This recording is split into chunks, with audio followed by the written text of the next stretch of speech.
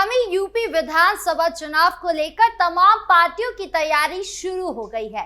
इसी बीच लगातार तीसरी बार सत्ता हासिल करने के लिए भाजपा अपना नया दांव चल रही है, तो वही अखिलेश यादव के नेता ऐसी हरकतें कर रहे हैं जिससे समाजवादी पार्टी कभी भी समाप्तवादी पार्टी बन सकती है। तो क्या चल रहा है यूपी की सियासत में, जानेंगे इस स्पेशल स्टोरी में। नमस्कार, कैपिटल टीवी उत्तर प्रदेश देख रहे हैं आप। मैं हूं आपके साथ राधिका राज।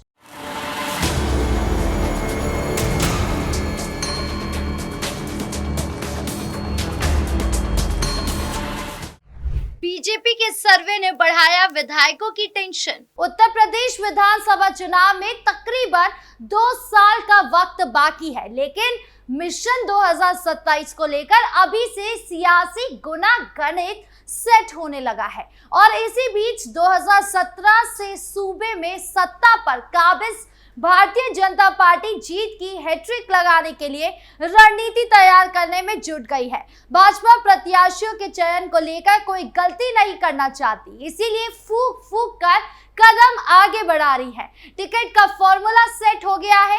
दरअसल यूपी में भारतीय जनता पार्टी ने अपने विधायकों के कामकाज का सर्वे करवाने का फैसला लिया है। सर्वे के आधार पर ही टिकट तय किए जाएंगे।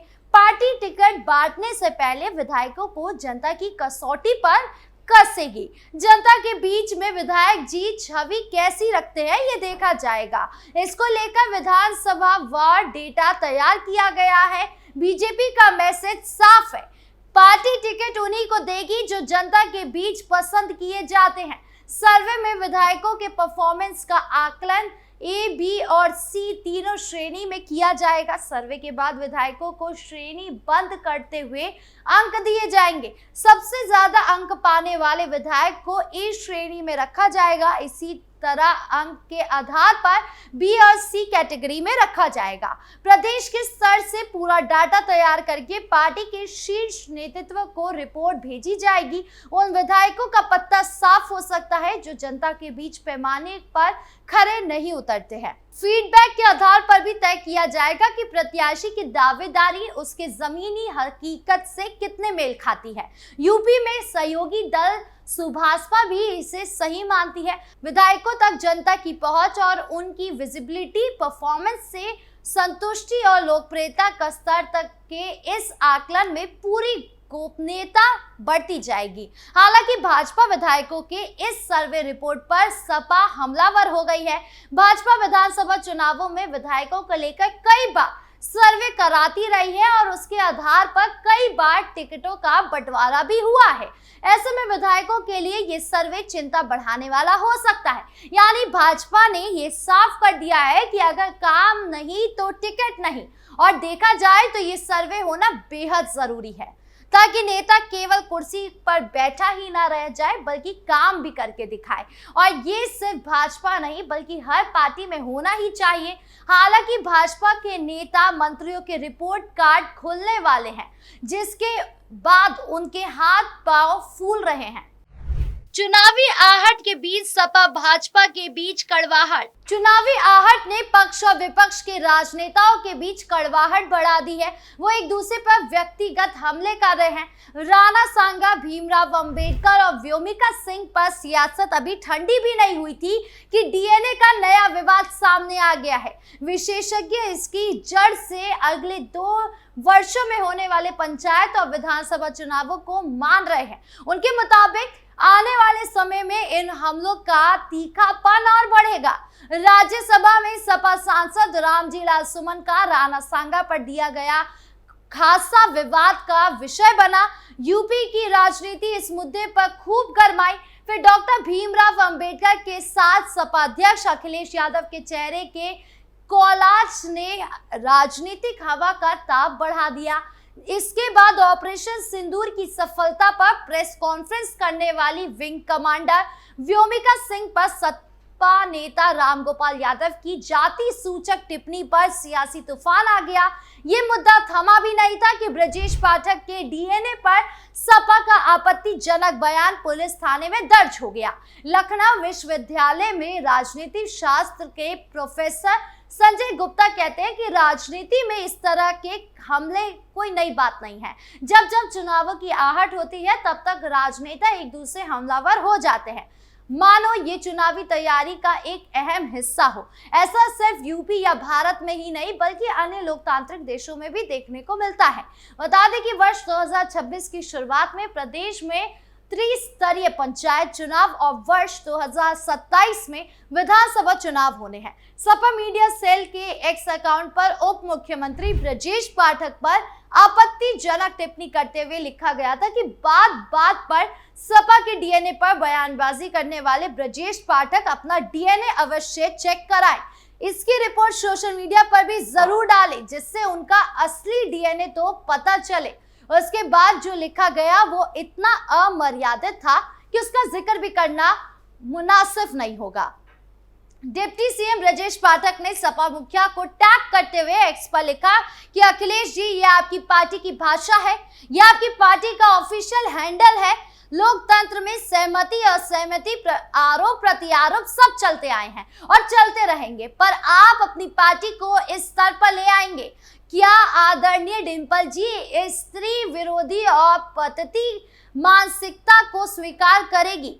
इसके बाद सपा के एक्स अकाउंट से उस पोस्ट को धमकी भरे अंदाज में ये कहते हुए हटा दिया गया कि हम तो पोस्ट डिलीट कर दे रहे हैं, लेकिन आप आइंदा से डीएनए की भाषा का इस्तेमाल करने से पहले सोचिएगा कि जब आप किसी कांच के ऊपर पत्थर मारते हैं तो पलट कर टुकड़े अपनी ही ओर आते हैं। डिप्टी सीएम केशव प्रसाद मौर्य ने कहा कि सपा का चरित्र घटिया, घिनौना और समाज विरोधी है। सीएम योगी आदित्यनाथ के नेतृत्व की लोकप्रिय सरकार के उप मुख्यमंत्री ब्रजेश पाठक को लेकर सपा के ऑफिशियल अकाउंट से पोस्ट किया गया। सपा अध्यक्ष अखिलेश यादव तत्काल माफी मांगे, अन्यथा पूरी सपा बहुत पछताएगी। इसकी सजा यूपी की जनता सपा को समाप्त करके देगी। उप मुख्यमंत्री अनुसूचित जाति वित्त विकास निगम के पूर्व अध्यक्ष और विधान परिषद सदस्य डॉक्टर लालजी प्रसाद निर्मल ने उप मुख्यमंत्री ब्रजेश पाठक के खिलाफ सपा की अमर्यादित टिप्पणी की कड़े शब्दों में भत्सना की। डॉक्टर निर्मल ने कहा कि ब्रजेश पाठक इन दिनों दलित मुद्दों को लेकर काफी मुखर थे, यह सपा को पच नहीं रहा था। अखिलेश यादव या उनकी आईटी सेल शायद ये समझ नहीं पा रही है कि डिप्टी सीएम आते कहां से हैं। उन्होंने सिर्फ डिप्टी सीएम को ठेस नहीं पहुंचाया बल्कि पूरे ब्राह्मण समाज को आहत किया है, जिसका खामियाजा यकीनन उन्हें आगामी चुनाव में उठाना पड़ सकता है। बता दूं कि ये कोई पहली बार नहीं है जब सपा की ओर से इस तरह की टिप्पणी आई हो, बल्कि लगातार उनकी पार्टी की ओर से अभद्र टिप्पणी देखी जा रही है। चाहे वो रामगोपाल यादव हो या समाजवादी पार्टी में रहे प्रोफेसर अली खान हो, जिन्होंने कर्नल सोफिया कुरैशी को लेकर गलत बात कही। हालांकि अब उनकी गिरफ्तारी हो चुकी है। समाजवादी पार्टी के खेमे की बात की जाए तो आए दिन पार्टी के नेता अपने बयान, अपनी सोच, अपनी इरादों के कारण ही फंसती नजर आ रही है और उनकी छवि दिन पर दिन हिंदू विरोधी होती जा रही है। हालांकि हर विरोध का जवाब चुनाव में मिल ही जाएगा। चंद्रशेखर आजाद का बड़ा बयान। उत्तर प्रदेश में 2027 में होने वाले विधानसभा चुनाव के लिए जहां बीजेपी, समाजवादी पार्टी, कांग्रेस और बीएसपी अपनी तैयारियों में लगी हुई है, वहीं आजाद समाज पार्टी के अध्यक्ष और नगीना सांसद चंद्रशेखर आजाद भी जोर लगाने की योजना बना रहे हैं।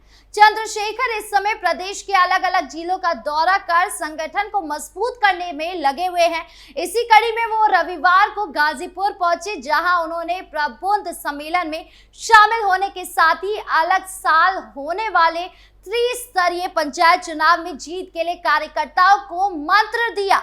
इस दौरान चंद्रशेखर आजाद ने कहा कि उत्तर प्रदेश में कानून व्यवस्था की स्थिति बदतर है और जनता इससे मुक्ति चाहती है। वो 15 साल के सूखे का विकल्प चाहती है और आजाद समाज पार्टी वो विकल्प दे रही है। बूथ, सेक्टर और विधानसभा के संगठन को मजबूत करके आजाद समाज पार्टी 2027 का चुनाव मजबूती से लड़ेगी। मीडिया से बातचीत के दौरान गठबंधन के बारे में पूछे जाने पर उन्होंने कहा कि उनकी पार्टी का जनता से गठबंधन है, दूसरी पार्टियों से गठबंधन के चक्कर में नहीं पड़ना चाहेगी। उन्होंने कहा कि राजनीति में बहुजन समाज पार्टी के लिए 15 साल का जो सूखा है वो बसपा की वजह से है। अगर सूखा ना होता तो हमारी जरूरत नहीं पड़ती। वो सूखा इस बार लोकसभा के चुनाव में भी दिख गया। वही भारत पाकिस्तान के बीच सीज फायर पर उन्होंने कहा कि इसके बाद भी बिहार के 3 जवानों की जान चली गई। ये कैसा सीज फायर है?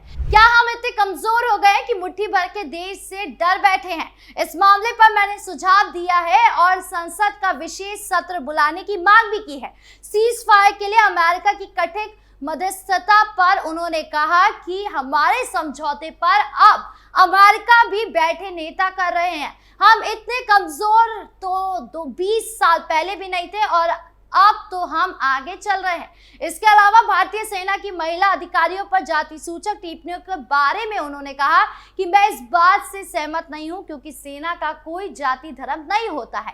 हमें इस तरह से जाने अनजाने में सेना का अपमान नहीं करना चाहिए। यानी कुल मिलाकर सभी पार्टियां तैयारी में जुटी हैं, अपने अपने स्तर पर दाव चल रही है। लेकिन समाजवादी पार्टी की बात करूं तो अगर उन्होंने वक्त रहते अपनी रणनीति और पार्टी पर काम नहीं किया तो यकीनन उनका दाव उल्टा पड़ सकता है। आपकी इस पूरे मामले को लेकर क्या राय है, कमेंट बॉक्स में जरूर बताएं। वीडियो अच्छी लगी हो तो लाइक शेयर करें और चैनल को सब्सक्राइब करना ना भूलें। नमस्कार।